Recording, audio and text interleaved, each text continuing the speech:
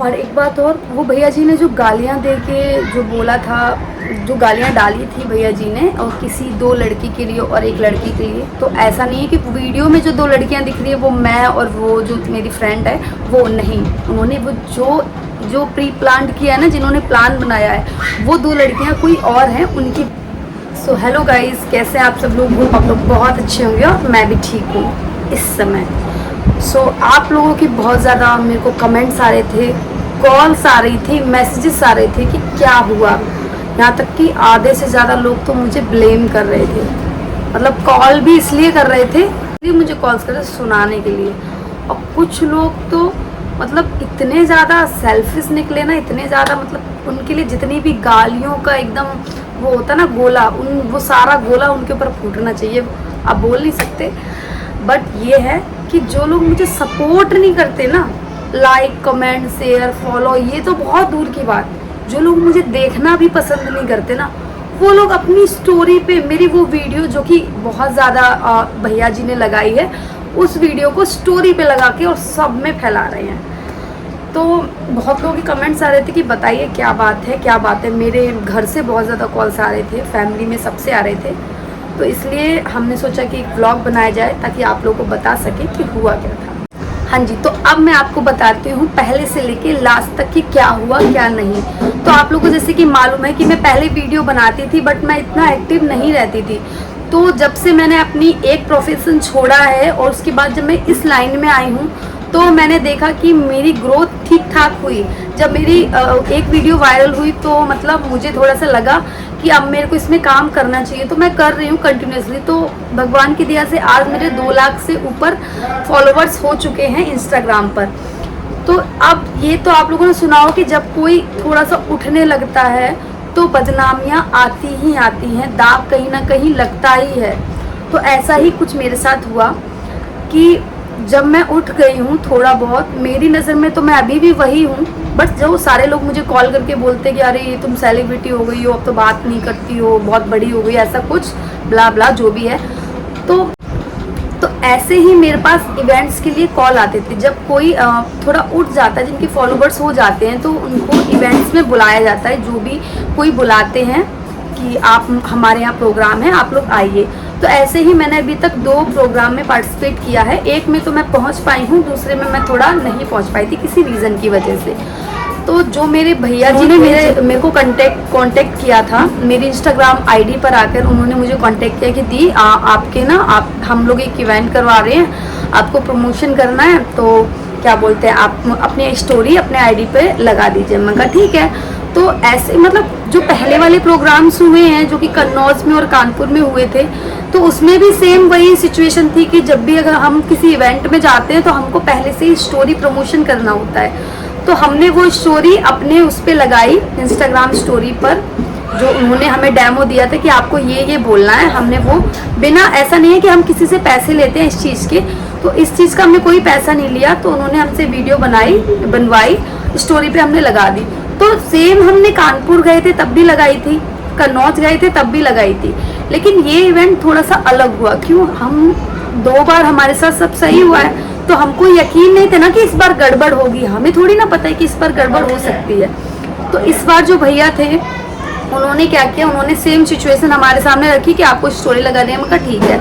मैंने story post कर दी, जो कि प्रोग्राम में अंजलि मैम और राजा भैया आने वाले थे, तो हम लोग को वो बोला था और वो हम लोगों ने किया। उसके बाद क्या हुआ कि कुछ दिन बाद का, मैं तब उस समय राजस्थान थी, तब मैंने स्टोरी डाली थी, जो स्टोरी दिख रही है आप लोग को। तो अब जब मैं घर आ गई तो उसके बाद 2-4 दिन के बाद मेरे से काफ़ी रोज़ कोई ना कोई मिलने आता है। ज़्यादातर ये होता है कि मेरे से सब लोग मिलने आते हैं। तो ऐसे ही आर्यन भैया भी आए थे मेरे से मिलने मेरे घर पर। तो जब वो मेरे घर पर आए तो उन्होंने मेरे से एक वीडियो बनवाई कि दी अब प्रोग्राम की डेट फिक्स हो चुकी है, जो प्रोग्राम इटावा में होने वाला था उसकी डेट फिक्स हो चुकी है, जो कि 17 जुलाई है। मैंने कहा ठीक है। तो उन्होंने कहा एक स्टोरी डाल देते हैं तो उसका प्रमोशन हो जाएगा। मैंने कहा ठीक है, जब फाइनल हो गई तो डाल देते हैं। तो हमने वो स्टोरी भैया के साथ ही बैठ के यहाँ पर बनाई थी, मेरे हस्बैंड वगैरह सब लोग साथ में थे। तो हमने वीडियो बनाई, तो फिर उसके बाद मैंने कुछ नहीं किया, मैंने पोस्ट नहीं किया। उन्होंने मेरा फ़ोन लिया, उन्होंने मेरा फ़ोन लेके खुद अपनी स्टोरी जो भी है एडिट वेडिट करके खुद उन्होंने पोस्ट करके खुद को मेंशन किया। काफ़ी टाइम के बाद मुझे कुछ नहीं पता चला, काफ़ी दिन बीत गए। उसके बाद रैंडमली कल का जो दिन था, कल के दिन सुबह सुबह मॉर्निंग में मुझे किसी का कॉल आया, क्योंकि मुझे नहीं पता था कि क्या हुआ क्या नहीं हुआ। मैं आराम से उठी, भैया ने कोलैबोरेट वो खुद उन्होंने किया। अगर वो नहीं करते थे तो भैया बोलते थे कि दीदी कोलैबोरेट कर लो, कोलैबोरेट कर लो। मैंने कहा ठीक है, कोलैबोरेट कर लेती थी मैं। तो जब मुझे मॉर्निंग में कॉल आया कि किसी का आया था कॉल, उन्होंने मुझे बोला कि मैंने आपको रील भेजी है, वो देखो जरा। मैंने कहा ठीक है। मैंने जब उस रील को देखा तो मैं खुद शॉक्ड हो गई थी। मेरे ना समझ नहीं आ रहा था मुझे कि मैं क्या बोलूँ। मेरे ना तुरंत आंसू निकलने लगे कि हे भगवान, ये हुआ क्या। जो अंजलि राघव मैम है, उन्होंने अपनी मॉर्निंग में या फिर इवनिंग में स्टोरी डाली थी, जो कि मैं यहाँ आपको दिखा दूंगी। वो स्टोरी डाली थी कि ये लोग फेक फ्रॉड वाला जो भी काम कर रहे हैं, ऐसा कुछ। ये मतलब मैं इटावा नहीं आ रही हूँ, इस चीज़ के बारे में हमको कोई जानकारी नहीं थी। कि हमको ये लगा कि हाँ वो आ रही है, जैसे पहले वाले इवेंट में राजा भैया शिवानी दीदी आई, दूसरे वाले में यूट्यूब वाले बाबा आए, तो हम लोग को ये लगा कि हाँ अंजलि दीदी आएंगी। बट जब मैंने देखा कि वो नहीं आ रही है और ये सब फ्रॉड कुछ केस हो रहा है और पैसे वैसे ले रहे हैं, माँ कसम मुझे नहीं पता था। मैं अपने हस्बैंड, अपने बच्चे, अपनी फैमिली की कसम खा के थे, मुझे इस चीज़ के बारे में नहीं पता था कि वो नहीं आ रही हैं या फिर वो पैसे वगैरह ले रहे। हाँ, मुझे पैसे के लिए एक लोग का कॉल आया था। उन्होंने बोला था कि दीदी आप वहाँ पे जा रहे हो इवेंट पे, तो क्या आपसे पैसे लिए जा रहे हैं। मैंने कहा नहीं, मुझसे तो कोई पैसे नहीं लिए जा रहे। बट जब मुझे ये चीज़ वीडियो मैंने देखी तो मैंने कहा हाँ, यानी कि सच सही बात है कि पैसे लिए जा रहे हो और मुझे इस चीज़ का पता नहीं है। और मैंने प्रमोशन किया और मेरी जो वीडियो अंजलि मैम के फ्रंट पे आ रही थी, मैं और मेरे साथ की जो पार्टनर थी, हम दोनों एकदम पागल हो चुके थे कि ये क्या हुआ। ऊपर से जो हमारे भैया जी हैं, जो रिपोर्टर भैया जी हैं, उनकी बात हुई, उनका भी कोई वो नहीं है। उनको भी सब लोग डीएम करके बोलते थे कि क्या बोलते हैं, इवेंट कब है, कहाँ है, कब है, कहाँ है। सब लोग उनको परेशान करके, क्योंकि इवेंट वही ऑर्गेनाइज करते हैं। हमको इस बारे में नहीं पता, क्योंकि मैंने कहा ना कि ये लाइन मेरे लिए न्यू है, तो मुझे नहीं पता कौन इवेंट करता है कौन नहीं करता है। तो जब उनके पास डीएम्स आ रहे थे तो उन्होंने अंजलि दी से कंफर्म किया कि क्या ऐसा है, तो उन्होंने मना किया, इसलिए उन्होंने स्टोरी डाली। तो जब उन्होंने स्टोरी डाली तो उन भैया के पास सेंड की, मुझे नाम याद नहीं है, रिपोर्टर भैया हैं, उन्होंने वो अपने उस पर डाल दी और मेरा फोटो वगैरह सब कुछ आ रहा था। मतलब फोटो नहीं, मेरी वीडियो पूरी आ रही थी। मैं बिल्कुल पागल होती, क्योंकि यहाँ के वो सब, मुझे नहीं पता सबसे बड़े, लेकिन यहाँ की रिपोर्टर है, बहुत बड़ी बात हो जाती है कि अगर ऐसे वीडियो डालना। और मेन चीज़ क्या हुआ कि जो मेरे हेटर्स, जो मुझे पसंद नहीं करते हैं, उनको देखो, उनको थोड़ा हवाबाजी करने का मौका मिल गया। उन्होंने तुरंत वो वीडियो ली और अपनी स्टोरी पे शेयर कर दी और स्टोरी पे लगा दी और रील शेयर कर डाली। मतलब मुझे लगा था कि अंजलि दीदी की है, चलो कोई बात नहीं, कुछ नहीं होगा। लेकिन वो रिपोर्टर भैया के पास आई, रिपोर्टर के साथ साथ फिर जितने भी फैमिली मेम्बर्स हैं उन सबके पास आई। फिर तो भाई मैं तो बहुत ज़्यादा पागल हुई थी। बहुत लोगों से कांटेक्ट करने की कोशिश की, सबसे किया, सबसे बात की। 2-4 लोग कांटेक्ट में थे, सबसे बात की। जितने भी क्रिएटर्स थे उन सबसे बात की, जिन लोगों ने वीडियो बनाई है उन सबसे। फिर उन्होंने मतलब मुझे यही एडवाइस दी। पहले तो हमने आर्यन भैया वगैरह से बात की कि क्या है ये मैटर, क्या नहीं है। तो उन्होंने बोला कि इवेंट वो कोई और करवा रहा था, लेकिन उनके ज़रिए करवा रहा था, उनके ज़रिए हम लोग को बुलवाया था और वीडियो बनवाई थी।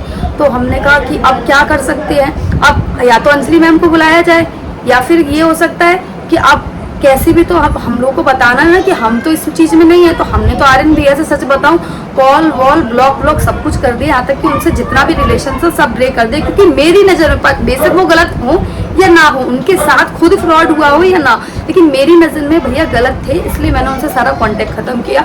उसके बाद मैंने जो रिपोर्टर भैया हैं, जो सुधीर ऐसा कुछ नाम है, उनसे कांटेक्ट किया, उनसे बात की, उनको मैंने समझाया कि भैया ऐसी ऐसी चीज़ें, भैया मैं सच में मुझे बहुत डर लगता है ऐसी हर चीज़ों से मैं दूर रहना चाहती हूँ। मैं अपनी लाइफ में ना बहुत खुश हूँ, छोटी सी लाइफ है, मैं उसमें बहुत खुश हूँ। तो मैं कोई सब लफड़ों में नहीं पड़ना था। मैंने उनसे बात की, जो सच्चाई थी मैंने उनको बताई कि भैया ये सब मैंने आर्यन भैया के कहने पे किया। तो उन्होंने मुझे स्टोरी लगाने के लिए बोला, अगर ऐसा है, अगर आप गलत नहीं हो तो एक स्टोरी आपने उस पर लगाओ, मुझे मेंशन करो। तो मैंने वो किया।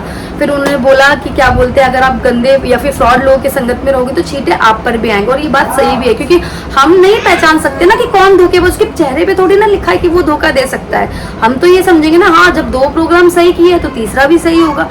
तो इस वजह से हम नहीं पहचान पाए। तो फिर भैया से हमने थोड़ा रिक्वेस्ट किया कि भैया अगर ये मेरी इमेज ख़राब हो रही है तो प्लीज़ आप ही कुछ कर सकते हैं। तो जब भैया को ये रियलाइज़ हुआ कि हाँ मैं गलत नहीं हूँ, तब उन्होंने मेरा सपोर्ट किया। उन्होंने मेरे लिए रील्स वगैरह अपलोड की, स्टोरी डाली, कोलैबोरेट किया हम लोगों ने एक ही रील्स को। तो तब जाके थोड़ी हेडेक हम लोग की ख़त्म हुई, प्रेशर जो माइंड पे था वो थोड़ा सा डाउन हुआ। उसके बाद भी सिलसिला चलता, ऐसा नहीं है कि वो वीडियो रुक गई। वो वीडियो तब भी मतलब जब पता है ना कि जो कुछ लोग थे जो कि मतलब मुझे पसंद नहीं करते हैं होती है, लेकिन वो लोग जिनको हम देखना भी नहीं चाहते, पसंद भी नहीं करते, उनसे बात तक नहीं करना चाहते, वो लोग जिन्होंने आज तक मुझे कभी सपोर्ट नहीं किया, कभी मेरा साथ नहीं दिया, हमेशा मेरे को ये बोलते हैं कि इसने आईफोन ले लिया और ये वीडियो बनाने के लिए और मेरे ऊपर हंसते हैं। वो लोग जो मतलब मैं वीडियो बनाती हूँ, उनको प्रॉब्लम होती है कि ये वीडियो बनाती है, बताओ ये वीडियो बनाती है इसलिए फ़ोन लिया इसने। और जो लोग मुझे मना करते हैं कि तुम वीडियो बनाती हो, शर्म नहीं आती तुमको, वो खुद भी वही काम करते हैं जिस काम के लिए मुझे मना करते हैं, लेकिन वो भी वही मतलब कि इतना सारा सब कुछ हुआ, उसके बाद उन्होंने क्या किया, वो जो वीडियो जो वायरल हुई थी, वो वायरल तो नहीं मतलब फिर भी जो हुआ था, उस वीडियो को उठा के टैग कर दिया और भैया पूरे रामायण में, पूरे मोहल्ले में बातें फैला दी। मतलब कि ऐसे लोगों को सच सच नमन है भैया, हम तुमको नहीं जानते, तुम हमको पूरा जानते, हम तुमसे बात नहीं करते, तुम हम पे पूरी निगरानी रखते, हमारे साथ अच्छा हो रहा है या बुरा हो रहा है आपको सब पता है, बहुत बढ़िया। पर मैं तो बस इतना कहना चाहूँगी, मुझे पता है ये वीडियो वो लोग भी देखेंगे, ऐसा नहीं है कि वो लोग नहीं देखेंगे, वो लोग भी देखेंगे, लेकिन उनसे एक गुजारिश है, आपको जितनी बदनामी फैलानी है फैला लो, मुझे पता है कि मैं गलत नहीं हूँ और नहीं हूँ, ठीक है ना, तो आप लोग कर सकते हैं। बाकी मेरा जो साथ दिया भैया जी ने, रिपोर्टर भैया ने, उनके लिए बहुत बहुत थैंक यू, बहुत बहुत धन्यवाद। मेरी गलती थी कि मैं आर्यन भैया के कांटेक्ट में आई या फिर मैंने उन पर विश्वास किया, सो आज मैं उन सबसे दूर हूँ।